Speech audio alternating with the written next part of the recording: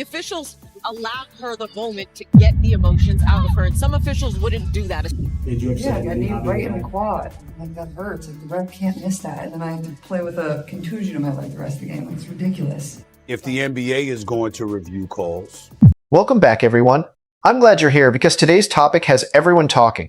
We've got another fascinating and informative story to break down, so without wasting any more time, let's dive straight into it. For weeks now, basketball fans have watched Caitlin Clark battle through one physical challenge after another. Throughout the last several games, she's been involved in hard collisions, heavy contact, and multiple controversial moments that have sparked constant debate across the WNBA community. Despite dealing with a lingering back injury that forced her to miss 5 games, Clark returned to the court under a strict minutes restriction and continued competing while clearly not at full strength. According to many supporters, she has consistently done everything asked of her by the coaching staff while continuing to put the team first. Then came the July 15, 2026 matchup. During the game, Clark was involved in another physical play when she appeared to take contact from Kia Stokes, causing her to fall near the basket support in front of the home crowd. Many fans immediately questioned the officiating after no foul was called on the play, leading to another wave of discussion across social media about consistency and how physical contact involving Clark has been officiated. Before we continue, if you're enjoying today's video, don't forget to hit the *like** button and *subscribe to the channel. Believe it or not, more than *93% of viewers still haven't subscribed. It's completely free, only takes a second, and your support helps the channel continue bringing you the latest WNBA news, highlights, and breaking stories. Have you subscribed yet? Awesome. Thank you so much for your support. Now, let's get back to the story.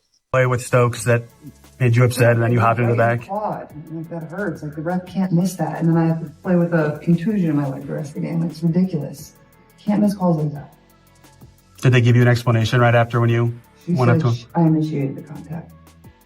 Which is fine. You can't knee me in the leg. Knock me over. According to many fans, the situation became even more frustrating after the officials reportedly explained that Clark had initiated the contact. From their perspective, she had just absorbed a hard collision, gone down near the basket, and returned to her feet, noticeably favoring her leg, yet no foul was called. That decision immediately sparked another round of debate about the consistency of officiating whenever Clark is involved in physical plays. Visibly frustrated, Clark let her emotions show. She walked directly toward the nearest official, raised her arm, and passionately argued her case while television cameras captured the exchange. Many viewers believed she was simply expressing the same frustration they had been feeling while watching the game unfold. Clark repeatedly insisted that she had been fouled several times without receiving a whistle, making it clear she wanted the officials to recognize what she believed had been excessive contact throughout the game.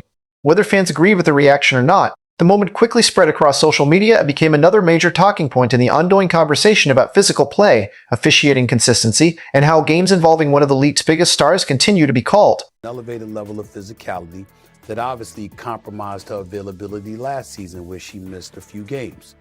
There is a palpable resentment towards this girl, where you have people who are resenting of her star power and her cachet. And as a result, if they have an opportunity to go at her, they're going to take it. In front of a packed crowd of more than 17,000 fans, Clark finally expressed the frustration that many supporters believed had been building throughout the game. After several physical plays and a series of disputed calls, she openly challenged the officiating crew, making it clear she felt the contact against her had gone unrecognized. Instead of acknowledging her concerns or indicating that the play would be reviewed, the officials reportedly responded by issuing Clark a warning for her reaction. For many fans, that decision only intensified the controversy.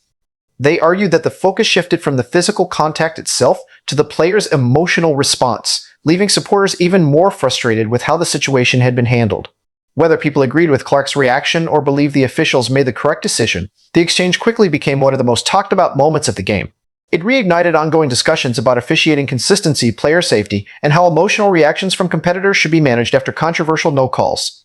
The incident spread rapidly across television and social media, with basketball fans continuing to debate whether the officials handled the situation appropriately. WNBA is putting itself well in the category of the WWE, where you don't really talk about the games, you talk about all the stupid stuff that's surrounded. They're also trying to make Alyssa Thompson a victim for the throat punch heard around the world of Caitlin Clark. After the game, reporters asked head coach Stephanie White about the controversial no call that had everyone talking. According to White, the explanation provided by the officials was that Caitlin Clark had initiated the contact. Addressing the media, White carefully chose her words, saying, "They told us Caitlin made the initial contact. That's the explanation they gave. I'm trying not to get fined, so all I'll say is that we're continuing to ask for consistency." For many supporters, that response became another major point of discussion. Fans questioned how a player who had absorbed heavy contact, fallen to the floor, walked away with a noticeable limp, briefly headed to the locker room, and then returned to play despite already managing a lingering back injury, could still be ruled responsible for the play. They argued that the primary concern should have been player safety and consistent officiating rather than debating who initiated the contact. The incident immediately reignited conversations across the basketball community about how physical plays involving Clark have been officiated throughout the season. While opinions remain divided over the call itself, many fans agreed that greater consistency from game to game would help reduce similar controversies in the future. To the official after that play, Caitlin got kneed in the quad and hopped off for a sec. Did they give you an explanation for the no call there and how she did it? No, they said Caitlin initiated the contact. That's all they did. That's all they said. She seems to always be initiating the contact. Yeah, you mentioned Caitlin always seems to initiate the contact. Just what did you see in the officiating overall tonight, or just in general? Chloe, I'm trying to not get fined. Again, all I'll say is that we just keep asking for consistency. There you go. All right, wind it there. White's post-game comments continued to generate discussion after many media outlets suggested there may have been a hint of frustration or sarcasm in the way she repeated the official's explanation. Most observers understood that coaches often have to choose their words carefully after games because openly criticizing officiating can result in league fines. Even so, many fans felt her remarks reflected a broader concern about the consistency of the calls Clark has received throughout the season. Supporters also pointed out that this wasn't the first time White had publicly questioned officiating. During a June 24 press conference, she openly described another controversial sequence as outrageous and unacceptable, making it clear she believed her team deserved more consistent treatment. Those earlier comments led many fans to believe that the frustration surrounding officiating had been building for quite some time rather than stemming from a single game. As a result, the conversation has expanded beyond one disputed play. Many supporters now believe the larger issue is establishing consistent standards from game to game so that players, coaches, and fans all have confidence in how physical contact is being officiated. Whether people agree with every call or not, most can agree that consistency remains one of the biggest expectations for any professional league. You're aware of what happened 2 nights ago? And that still happens? What? Absolutely unacceptable. No, she didn't, dude. Absolutely You just unacceptable. cursed? And the reckless closeout that they actually reviewed, and the foot still comes down on top of the defender's foot that wasn't upgraded? Absolutely disrespectful. Many fans interpreted White's response differently. Some believed she was carefully navigating a difficult situation without directly criticizing the officials, while others felt the comments did not fully reflect the seriousness of what Clark had experienced on the court. The debate quickly spread across social media, with supporters questioning whether the team's franchise player deserved a stronger public defense following such a physical sequence. Clark, however, left little room for interpretation when speaking to reporters after the game. She openly described what happened from her perspective, explaining that she took a direct hit to her quadriceps and immediately felt the impact. According to Clark, the contact was significant enough that she believed it should have resulted in a foul call. She explained that the collision left her dealing with a painful leg contusion for the remainder of the game, making every possession more difficult. Clark also emphasized that, in her view, officials cannot ignore that type of contact, especially when it causes a player to fall and continue competing while clearly in discomfort. Her comments immediately became one of the biggest post-game storylines. Supporters praised her for speaking honestly about the incident, while others debated whether the officials had simply viewed the play differently in real time. Regardless of opinion, Clark made her position clear.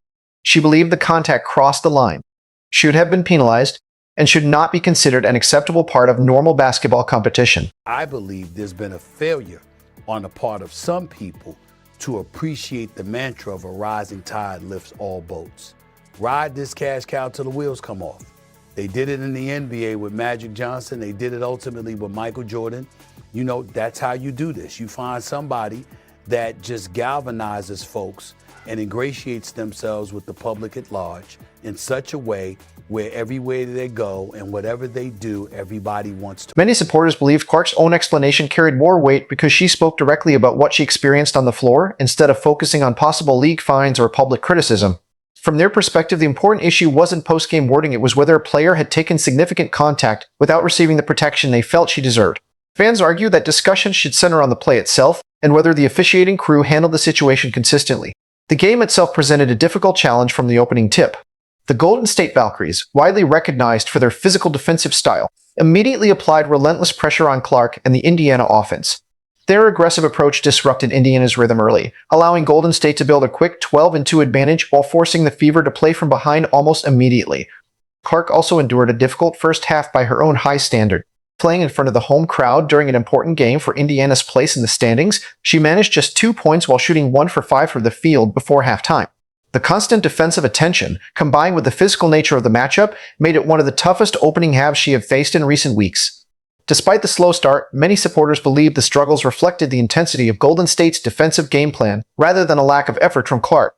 As the game continued, fans closely watched to see whether she could adjust, overcome the physical pressure, and help lead the Fever back into the contest. In this particular situation, I thought that the last official should have been able to catch that. I was actually watching this game and I was like, oh, wow, that was a bit much. So in that moment, I thought that the official missed the call. I'm not surprised that the league went back and fined Alyssa Thomas. Everything changed after halftime. Indiana came out with renewed energy and put together an impressive 17-4 run to seize control of the game.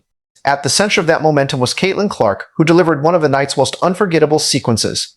She came up with a steal on the defensive end, missed a three-point attempt, chased down her own rebound, and then, without hesitation, fired a brilliant behind-the-back pass to Aaliyah Boston for a three-pointer that brought the entire arena to its feet. Moments like that remind fans why Clark continues to have such a tremendous impact, even when she isn't fully healthy. Despite dealing with a lingering back issue, playing through a painful quad contusion, competing under a minute's restriction, and coming off a stretch where her three-point shooting hadn't been at its usual level, she still found ways to completely change the rhythm of the game. Supporters argue that this is what separates Clark from many other players.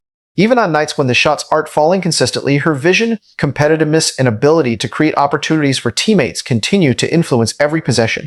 Rather than allowing injuries or shooting struggles to define her performance, she consistently finds other ways to help Indiana stay competitive and shift momentum in its favor. Isn't bullying, like let's look at the NBA, bullying on the court is a thing that has happened before. It is a rite of passage, and it is a sign of respect. And for someone who doesn't know the game, for you to use certain words, we got to be careful with our words. She's not getting beaten. She's not being bullied. No one's pulling her hair. No one's telling her she can't come out and play with them.